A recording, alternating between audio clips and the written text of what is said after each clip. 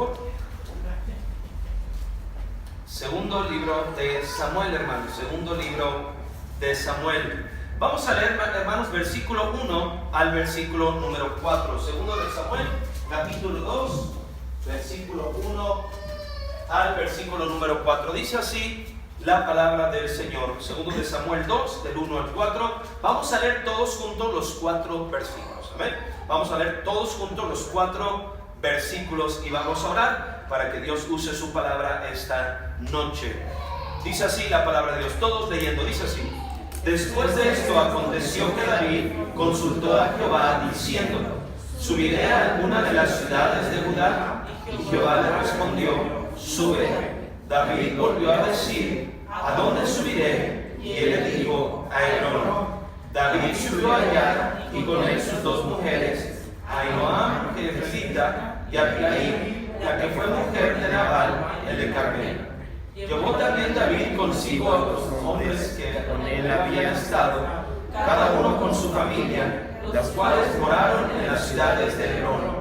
Y vinieron los varones de Judá y ungieron allí a David por rey sobre la casa de Judá, y dieron aviso a David diciendo: los de Jabes de Galaad son los que sepultaron a Saúl. Quiero que vean, hermanos, ahí en versículo 4, y vinieron los varones de Judá y ungieron allí a David por rey sobre la casa de Israel. Hermanos, quiero que estudiemos el día de hoy al rey David. Ya hablamos la semana pasada del rey Saúl, ¿verdad? Fue el rey que el pueblo pidió y al final desobedeció a Dios y Dios lo desechó. Y ahora Dios levanta otro rey. ¿Quién es ese rey? El famosísimo rey David, ¿verdad? Allá afuera del mundo le cantan las mañanitas, que canta el rey David. ¿Quién sabe dónde sacaron eso? La Biblia no habla que él cantaba las mañanitas, ¿verdad? Pero lo que sí sabemos, que fue un rey conforme al corazón de Dios.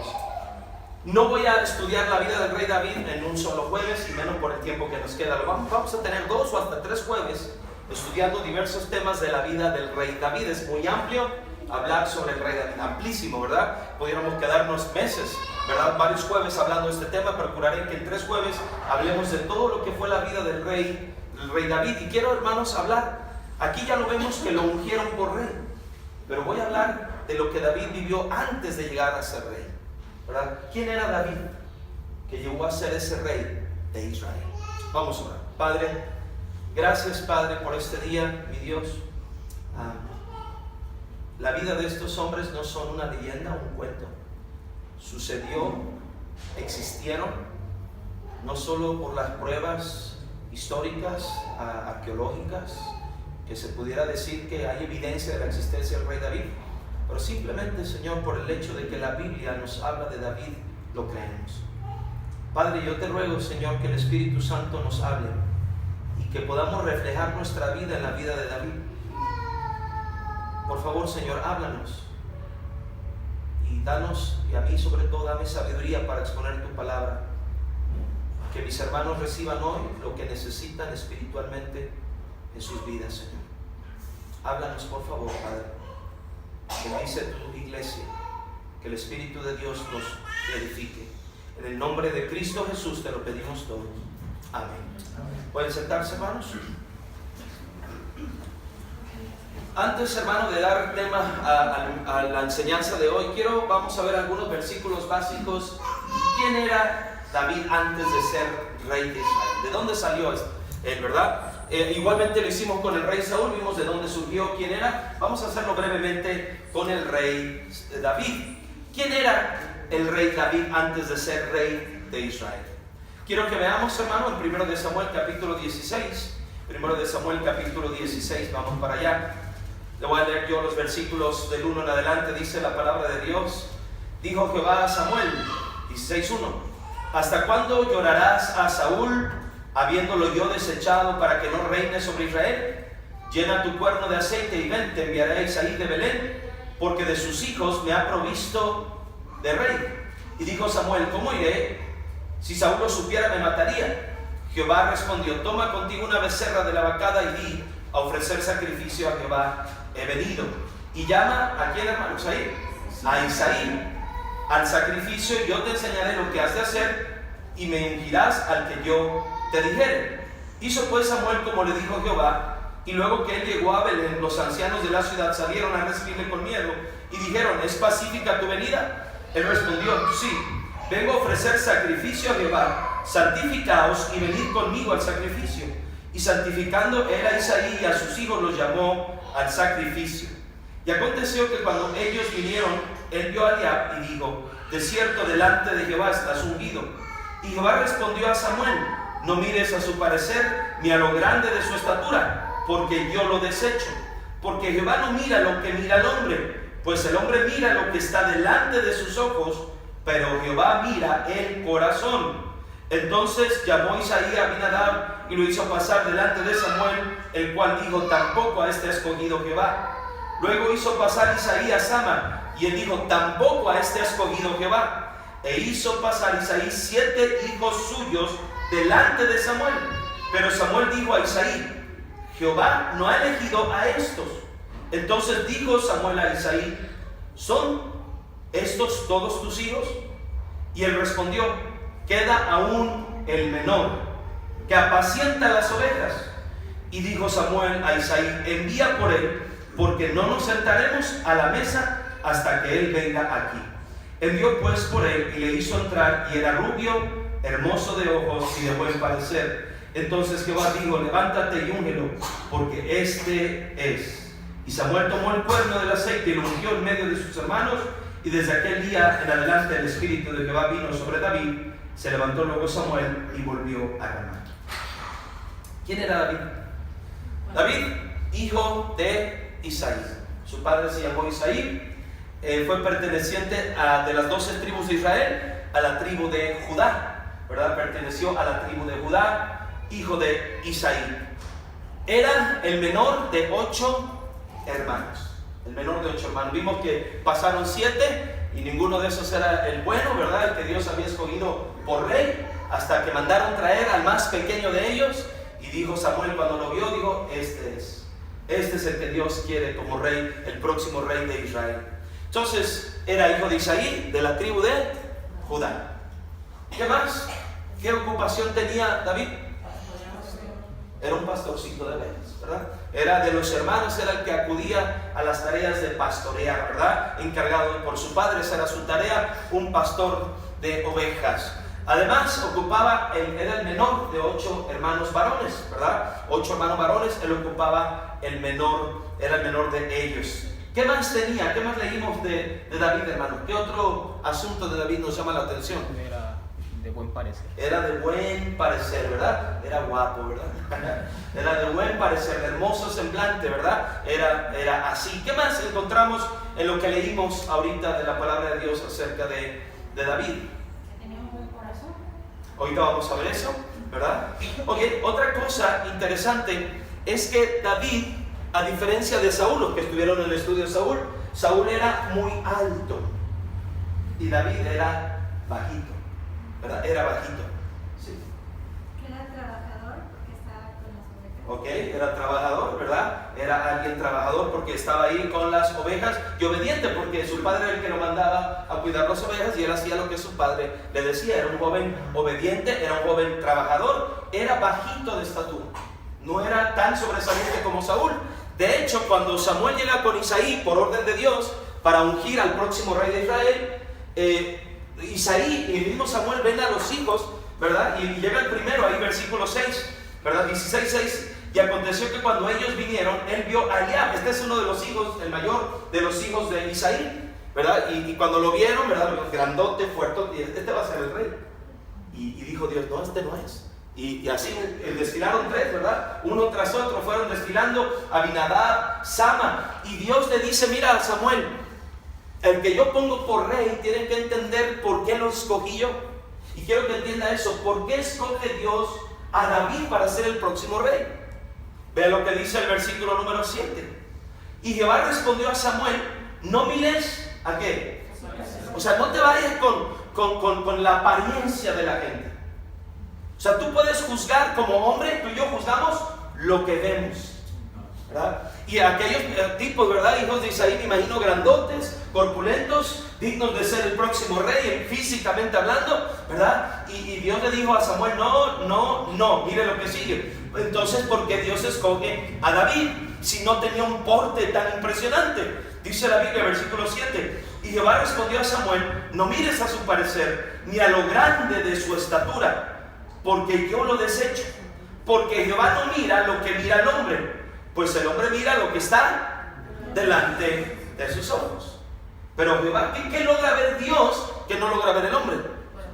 Dios logra ver el corazón del hombre, ¿verdad? No está hablando nomás del órgano que bombea sangre, ¿verdad? Está hablando de todo lo que el ser, ¿verdad?, de esa persona compone, su corazón, su voluntad, su ánimo, su fe, su amor, su disposición, su humildad. Dios mira las cosas que sí se pueden externar, pero a primera vista, ¿cuántas veces tú y yo nos hemos equivocado al juzgar a alguien?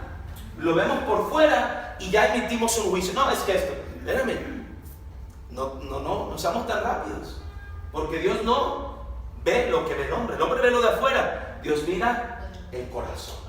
¿Por qué escogió Jehová a David por rey? ¿En qué puso atención Dios en David para escogerlo y decir, este va a ser el próximo rey de Israel?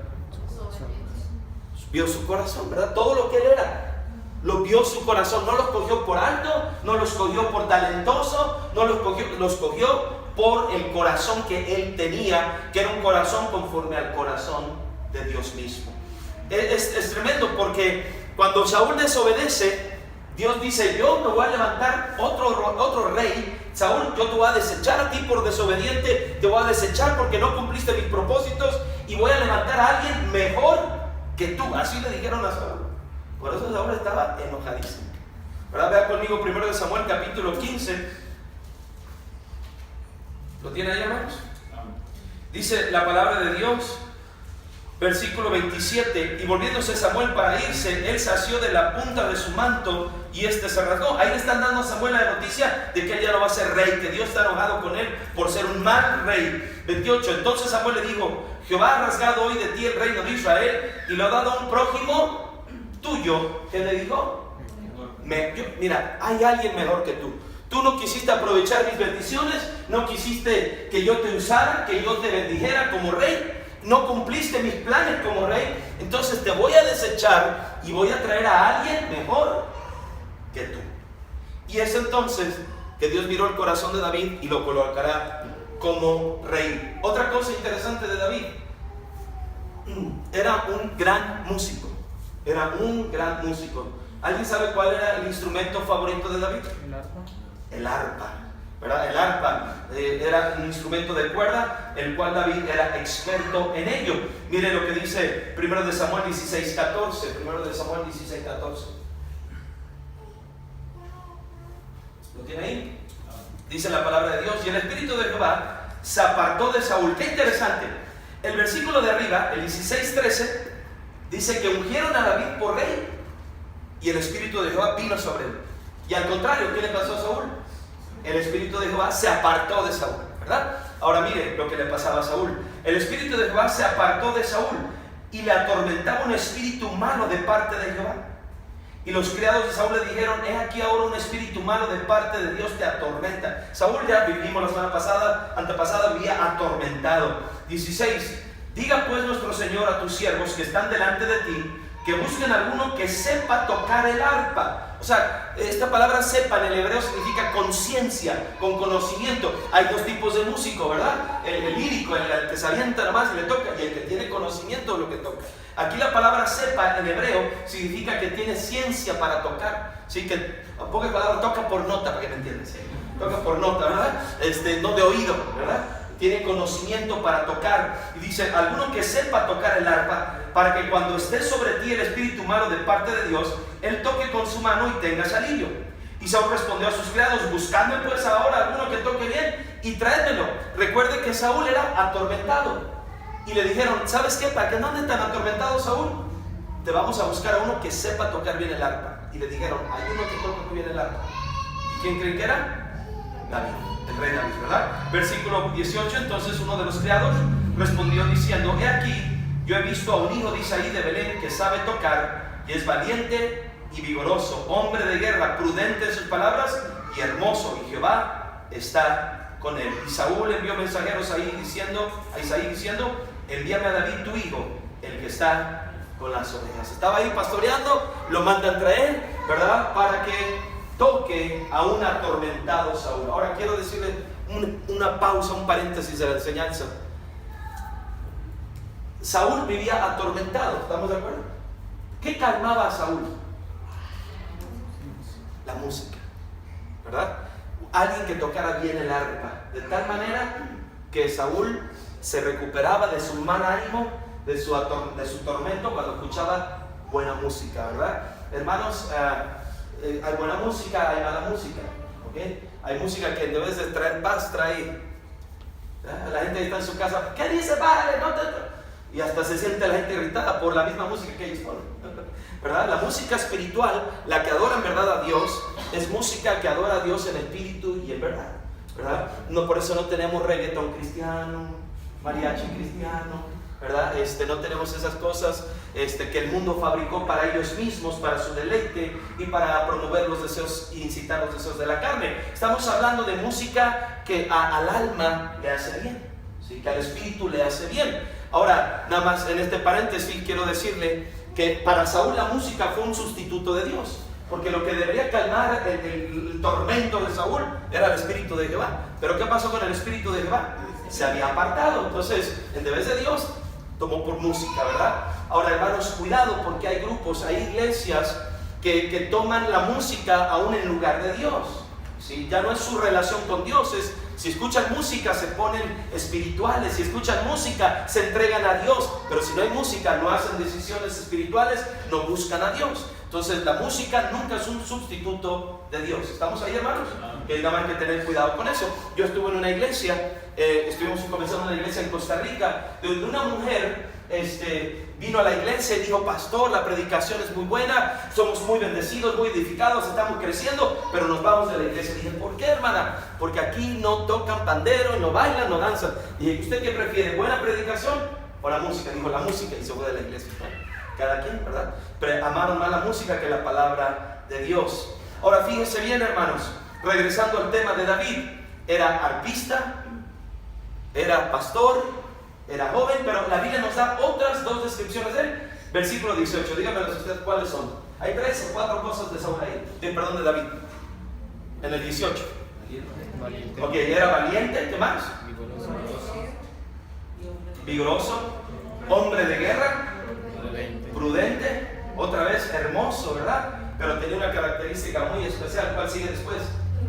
A eso pasa todo, ¿verdad? Y Jehová, Dios estaba con él, ¿verdad? Esa es la diferencia. Ahora, hermanos, así era el rey David. Era de pastor de ovejas a rey, ¿verdad? ¿De dónde escoge Dios sus reyes, verdad? ¿De dónde escoge Dios sus reyes? No los escogió de la realeza, los trajo de ahí atrás, de pastorear ovejas, de ahí sacó reyes, ¿verdad? En el mundo, hermanos, en la historia de México hay alguien que de pastor de ovejas llegó a ser presidente de México. No me diga que no conoce la historia de México. Benito Juárez, ¿verdad? Un pastor allá en las sierras, ¿verdad? En el nudo mixteco, ¿verdad? Benito Juárez era un pastor y llegó a la presidencia de la República, fíjense nada más, ¿verdad? De la cárcel, ¿verdad? En este mundo ha salido gente que va de la cárcel a la presidencia. Sudáfrica, Nelson Mandela, ¿verdad? De una cárcel, de estar ahí, ¿verdad? Como preso, saliendo de la cárcel, y a poco tiempo llegó a ser presidente en Sudáfrica. Miren, hermanos, hay gente que Dios trabaja en sus vidas y los tiene en lugares pequeños para luego llevarlos a lugares grandes.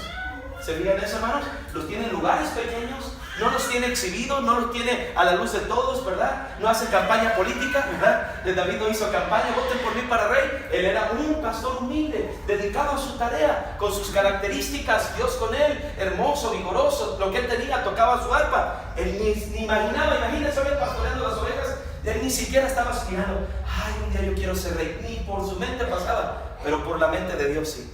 ¿Verdad? Dios lo toma de pastor a ser iba a ser ese rey. Pero aquí está el punto de la lección de hoy. Fíjense nada más, qué tremendo. A partir de que Dios unge por medio de Samuel, ¿verdad? a David para ser el próximo rey, o sea, cuando lo ungen, todavía no está en la posición de rey. ¿Quién estaba de rey entonces? El rey Saúl todavía. Pero ya David está ungido para ser el próximo rey. ¿Qué cree que le pasó a David a partir de que fue ungido para ser rey? Ahí le va. Se le vinieron una de problemas. Por eso, por esa razón. Vivió en lucha tras lucha, problema tras problema, persecución tras persecución, traición tras traición. Y parecía que el haber sido ungido rey de Israel, más bien le fue en prejuicio que en bendición.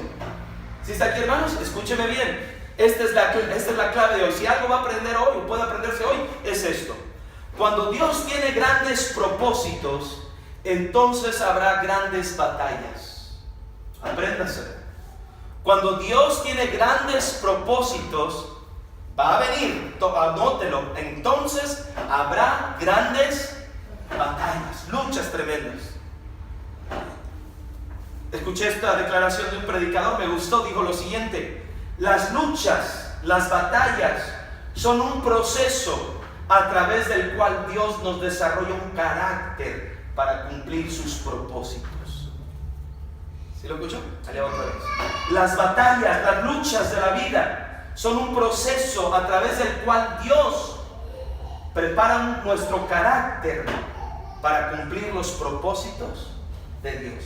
La mayoría de nosotros vemos las luchas como un problema al cual no queremos enfrentar. Pero, hermanos, tenemos que ver las luchas y las batallas como un proceso de Dios en nuestras vidas que nos está preparando para cosas mejores, para los propósitos de Dios. Mira, hermano, la Biblia no le prometió falsedad. Hay cristianos que dijeron: bueno, ya soy cristiano, es como si me subo en una barquita, en un mar templadito, sin olas, ahí mi coco, el sol, y eso es ser cristiano. No, hermanos. Cristianismo trae sus propias batallas, pero la diferencia es que las batallas que antes tenías, las tenías sin Dios contigo. Ahora tienes a Dios contigo. Y otra segunda diferencia: cuando estabas sin Dios, ibas sin propósitos divinos. Ahora que estás en Dios, Dios tiene un gran propósito para tu vida. Grandes propósitos traerán grandes batallas. Entonces, pareciera que a David, ¿verdad? Él pudo haber llegado al punto en su vida donde tanta batalla que tuvo, pudo haber dicho: no, perdón el término, zafo, ¿verdad? No, ya, ahí muere. Yo no quiero ser rey. Si para llegar a ser rey tengo que pasar luchas, batallas, persecuciones, traiciones, mejor no quiero ser rey. Y ese es el problema de muchos cristianos que no permanecen en la fe, porque vienen al camino de Dios y Dios les va a ayudar y tiene grandes propósitos, pero muchas veces en esos propósitos se van a desarrollar grandes batallas. ¿Estamos aquí, hermanos? Va a haber grandes batallas. Eso va a venir. Tenlo por seguro. No tengo mucho tiempo como otros cristianos de conocer a Dios, pero en el año 96 que acepté a Cristo, ya son 21 años, y en 21 años lo he observado en mi vida, en la vida de otros, y pastoreando en la vida de congregantes, que cuando Dios tiene un gran propósito, se inician grandes luchas. Te voy a dar ejemplos de la Biblia, nomás te los voy a mencionar. José, tú y yo lo vemos como el gobernante de Egipto, el segundo en orden, pero sí hubo un proceso y luchas antes de que él llegara a ser rey. Sus hermanos lo traicionan, llegó a la esclavitud, fue a dar a la cárcel, etc. Moisés, el gran libertador del pueblo de Israel, antes de ser ese hombre asesino, y tuvo que huir 40 años a un desierto a esconderse, 40 años metido en un desierto, y luego Dios lo saca de ahí y lo hace rey, lo hace líder de Israel. Job, grandes propósitos, pero antes grandes luchas, pruebas tremendas en la vida de Job. Daniel, llegando a ser el segundo en orden del reino de Babilonia, antes enfrentó grandes luchas. Hermano, cuando Dios tiene un propósito grande para alguien, va a tener grandes luchas. Saulo de Tarso, ¿qué le pasó a Saulo de Tarso? Llegó a ser el gran apóstol Pablo, el más misionero, ¿verdad? Humanamente hablando, el misionero más impactante en el Nuevo Testamento. ¿Qué tuvo? ¿Una vida pacífica antes de llegar a ser Pablo? No, fue un hombre de luchas, ¿verdad? Un hombre que querían matar, un hombre que lo perseguían para quitarle la vida. Y es todo eso, Dios lo usó para desarrollarle un carácter. y él llegó a ser un hombre de gran influencia. Escúcheme esto, hermano. Todos los propósitos de Dios son grandes, porque vienen de Dios. Ahora, en un sentido terrenal, un gran propósito quiere decir que tu vida será usada para que influyas a otros a conocer y amar a Dios. ¿Estamos aquí, hermanos? Si tú te pones aquí en la iglesia y tu único propósito no es nomás decir, bueno, yo voy a venir aquí a la iglesia a escuchar la palabra de Dios y ya canté los himnos, todo muy bonito, ya me voy a mi casa. Si esa es tu vida, te aseguro que no vas a enfrentar tan grandes batallas. Pero si te propones hacer la voluntad de Dios, que lo que escuches obedecerlo, y te propones que otros conozcan a Dios, y piensas en tu familia, y piensas en amigos, y piensas en cómo tú puedes hacer que otros conozcan a Dios verdadero, anótalo, vas a tener batallas, va a haber grandes luchas. Número 1, hermano, entonces las lecciones de hoy, la lección de hoy a la luz de la vida de David. Número 1, Dios escoge hombres pequeños para grandes propósitos. Dios escoge hombres pequeños para grandes propósitos. ¿De dónde agarraron a David? De pastorcito árabe. ¿Estamos ahí, hermanos? Alguien dijo esta frase que me gustó, también la leí. Solo grandes hombres hacen fielmente cosas pequeñas. ¿Verdad? La grandeza de un hombre no es porque hace grandes cosas, sino porque es fiel en hacer lo pequeño, ¿verdad? Y haciendo lo pequeño, haciendo lo que nadie ve, ahí está, haciendo lo correcto, ese hombre es grande, hermanos. Hay gente que nada más quiere aparecer en el escenario para hacer algo grande, ¿me explico? ¿Verdad? En una empresa, en los colegios, en la iglesia del Señor, hay gente que, yo quiero hacer algo grande para que vean que soy grande. No, si queremos ver la grandeza de un hombre, es cuando este hombre hace cosas pequeñas. ¿Estamos ahí, hermanos? Y David hace cosas pequeñas. Era un gran hombre, pero ¿quién lo podía ver? Sus hermanos no, su padre tampoco, el profeta Samuel tampoco. Solo Dios vio que era un gran hombre. ¿Porque vio qué? Su corazón. Este es el hombre que va a reinar en Israel. Número 2, hermano, la siguiente lección. Dios nos capacita para cumplir sus grandes propósitos. Vea conmigo 1 Samuel 16:13, vamos para allá. Dios nos capacita para cumplir sus grandes propósitos. Dije, número 1, Dios escoge hombres pequeños para sus grandes propósitos. Número 2, Dios unge o nos capacita para cumplir sus grandes propósitos. 1 Samuel 16:13 dice la Biblia: y Samuel tomó el cuerno del aceite y lo ungió en medio de sus hermanos, y desde aquel día en adelante el Espíritu de Jehová vino sobre David. Escúcheme bien. Si usted intenta cumplir los propósitos de Dios en un esfuerzo meramente humano, usted va a fracasar. Se va a cansar y va a desistir de vivir la vida cristiana. La vida cristiana ya no se vive en la carne, en el propósito humano, en el yo le voy a echar ganas, en el yo me voy a esforzar. Sí, hay parte de disposición y esfuerzo humano, pero ¿sabe quién le ayuda a vivir la vida cristiana y cumplir la voluntad de Dios? El Espíritu Santo. ¿Estamos aquí, hermanos? El Espíritu Santo. ¿Y quién es el Espíritu Santo? La Biblia dice que Él es Dios y que nos fue dado el día que creímos en Cristo Jesús y vino a morar a nuestro corazón. Vea conmigo 1 de Juan, capítulo 2, versículo 27. 1 de Juan, capítulo 2, versículo 27. Para cumplir esos propósitos de Dios se necesita que Dios nos capacite para lograr realizarlos. No se puede en la carne, hermanos, si usted no lee su Biblia todos los días, si usted no ora a Dios todos los días, no busca la llenura del Espíritu de Dios, va a cansarse de seguir a Dios, va a desistirle la carrera cristiana y va a renunciar, porque estos grandes propósitos solo se cumplen cuando el Espíritu de Dios nos alienta. Es el que nos da el vigor y la fortaleza para seguir adelante. Vean conmigo, 1 de Juan capítulo 2. ¿Lo tienen, hermanos? Amén. Versículo número 27 dice la Biblia. Voy a leer desde el 26. Yo os he escrito esto sobre los que os engañan, pero la unción que vosotros recibisteis de Él. ¿Sabe quién es la unción? Es el Espíritu Santo. ¿Okay? La unción que vosotros recibisteis de Él permanece en vosotros, y no tenéis necesidad de que nadie os enseñe, así como la unción misma os enseña todas las cosas y y es verdadera y no es mentira. Según ella os ha enseñado, permaneced en él. ¿Sabe quién es? El Espíritu Santo. Miren, hermanos, no es fácil cumplir los propósitos de Dios.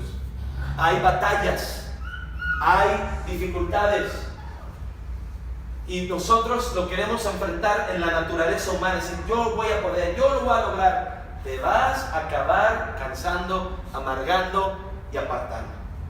Tienes que aprender a tener una vida espiritual. Hermanos, ya pasamos del plano no nomás intelectual, emocional, ¿verdad? Mental, físico. Ahora conocemos la vida espiritual. No la del hinduista, ¿verdad? No al estilo espiritista, satanista, no. Estamos conociendo la vida espiritual a través del Dios verdadero, a través de la fe en Jesucristo. Y hermanos, ahora es que hay que conocer cómo vive un cristiano cuando el Espíritu Santo lo llena. Que ese vigor del Espíritu de Dios está en nosotros. Mire, hermanos, a veces humanamente no dan ganas de seguir adelante, pero vean lo que dice la Biblia ahí en 2 de Corintios capítulo 8. Necesitas fuerzas sobrenaturales, fuerzas más allá de tus fuerzas para poder seguir adelante en los propósitos de Dios. La respuesta es sí, pero mira quién te va a dar esa fuerza. 2 de Corintios 8, ¿lo tiene, hermanos? Dice la palabra de Dios, versículo 1. Dice la palabra de Dios, bueno, voy a leer el 3, 8:3. Pues doy testimonio de que con agrado han dado conforme a sus fuerzas, y nota esta frase, y aún más allá de sus fuerzas. Estos cristianos habían hecho algo, primero hicieron conforme a lo que sus fuerzas le daban, y luego llegaron a vivir un plano en la vida cristiana donde hacían cosas más allá de su fuerza. ¿Quién es? ¿Ellos? No, Dios a través de ellos. Hermano, yo no me voy a cansar de decirle, si usted no lee la Biblia, si usted no ora todos los días, no tiene vida espiritual. No puede ser lleno del Espíritu Santo.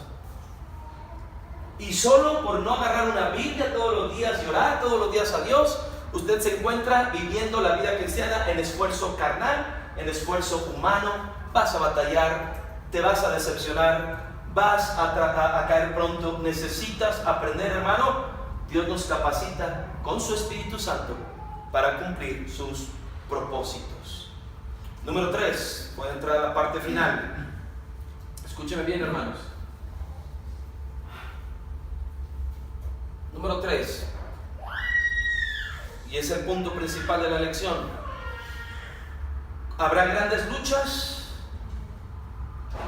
que se opondrán para que cumpla los grandes propósitos de Dios. Habrá grandes luchas que se opondrán a que cumplan los grandes propósitos de Dios.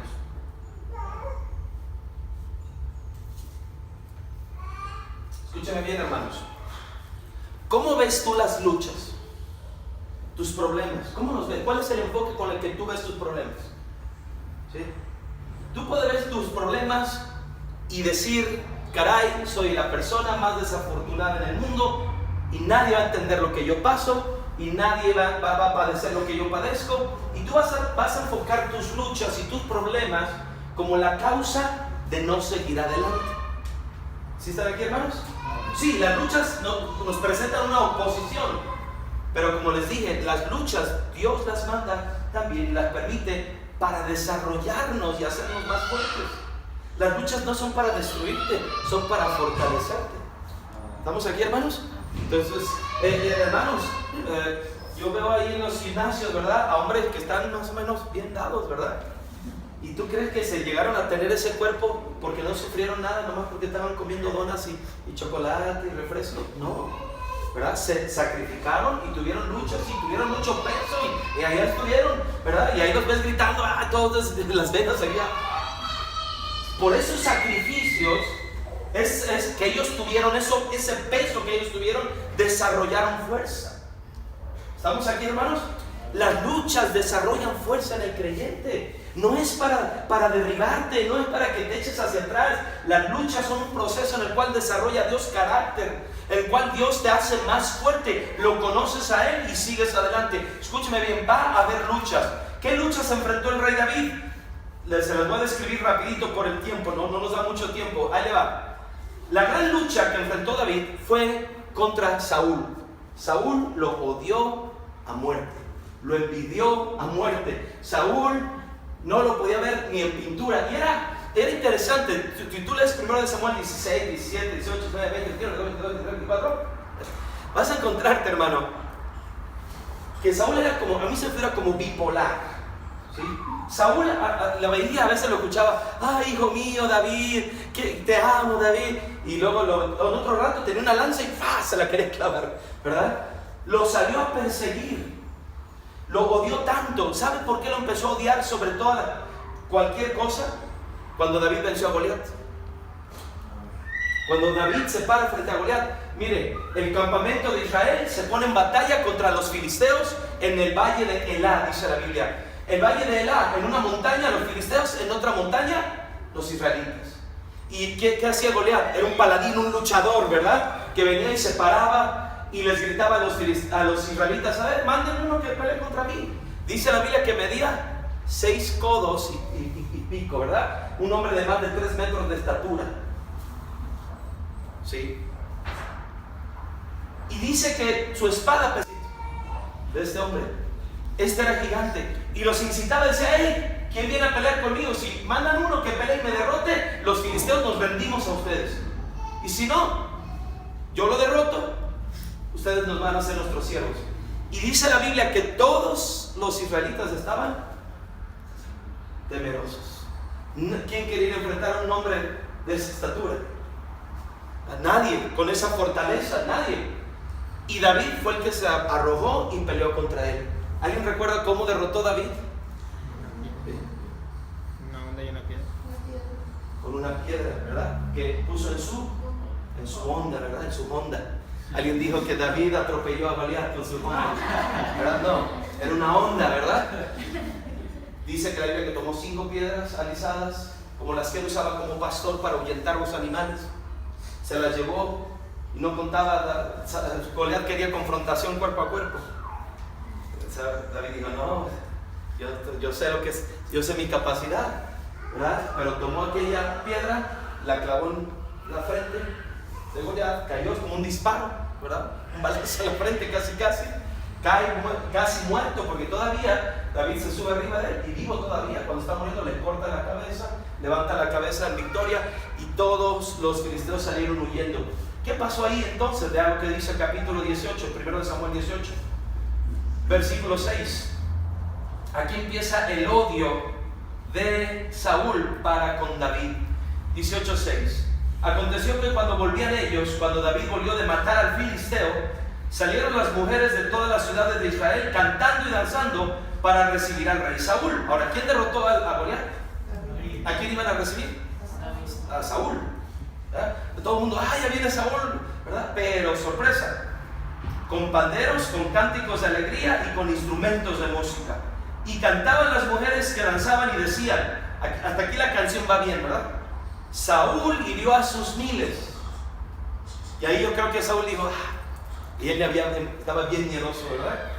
Pero la segunda parte del canto que decía, y David a sus 10,000. Note lo que le ocurrió a Saúl.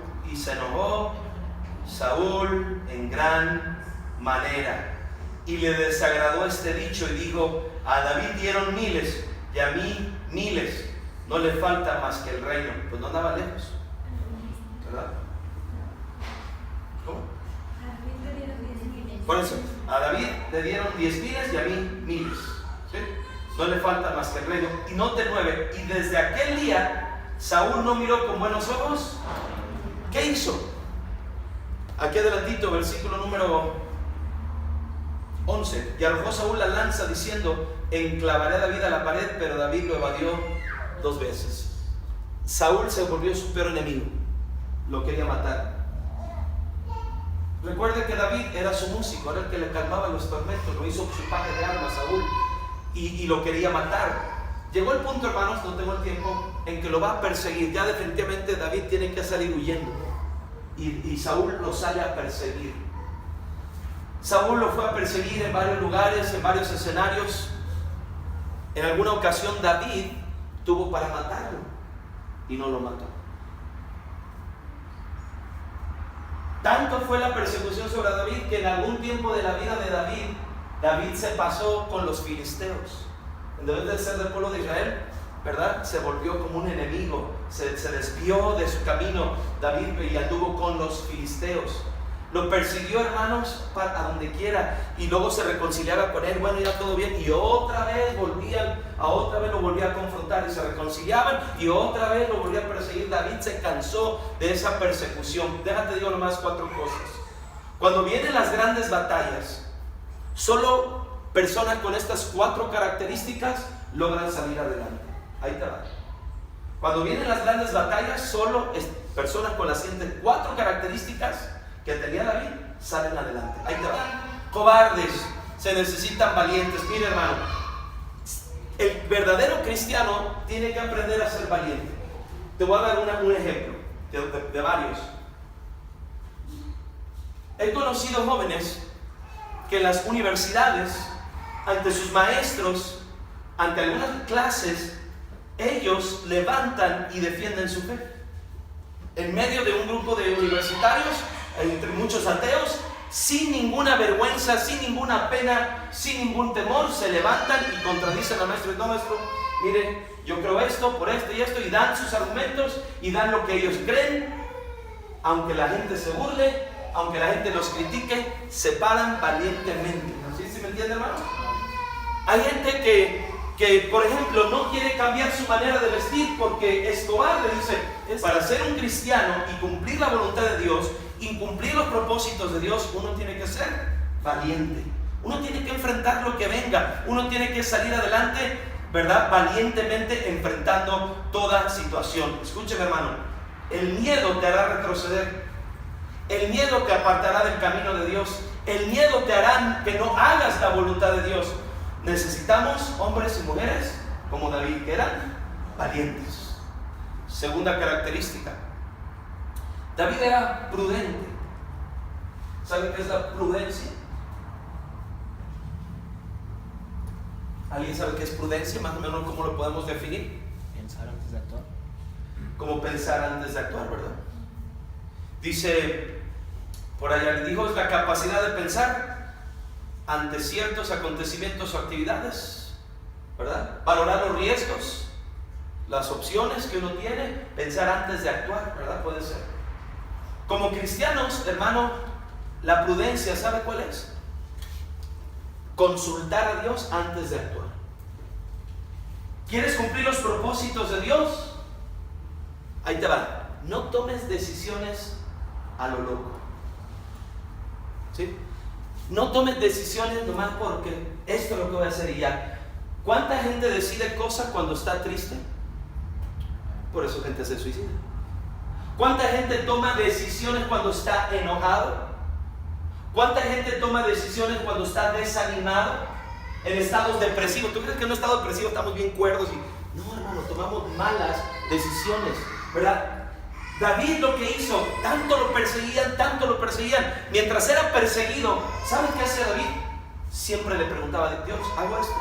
Dios, ¿qué te parece? ¿Hago esto? ¿Tomo aquella decisión? Ese es un hombre prudente, aquel que no se apoya en su propia prudencia, aquel que reconoce, dice Proverbios 3, a Jehová en todos sus caminos y le pregunta a Dios, Señor, estoy cansado de la vida cristiana, ha habido muchas batallas, ha habido muchos problemas, pero aún así, Señor, te consulto, Señor, ¿qué hago para seguir adelante? ¿Sí están aquí, hermanos? ¿Qué hago, Señor? Dame sabiduría. Vea cómo lo hacía David. Vamos a entrar en la parte final. Quiero que vea cómo él consultaba constantemente a Dios. Vea, por ejemplo, 1 de Samuel, capítulo número 30.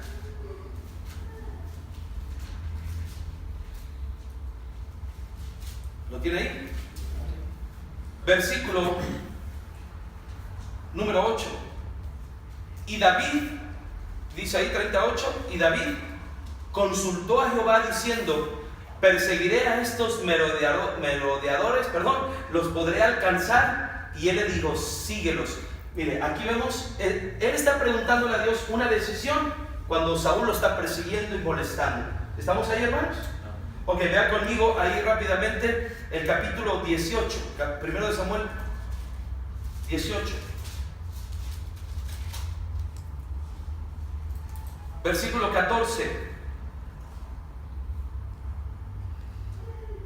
Dice la Biblia, y David se conducía prudentemente en todos sus asuntos y Jehová estaba con él. Vea 23:2. 23:2. Primero de Samuel 23:2. Dice la Biblia, desde el 1, dieron aviso a David diciendo, he aquí que los filisteos combaten a Keila y roban las eras. Y David, ¿qué dice? Consultó a Jehová diciendo, ¿iré a atacar a estos filisteos? Vea conmigo, segundo de Samuel capítulo 2. Segundo de Samuel capítulo 2, versículo 1.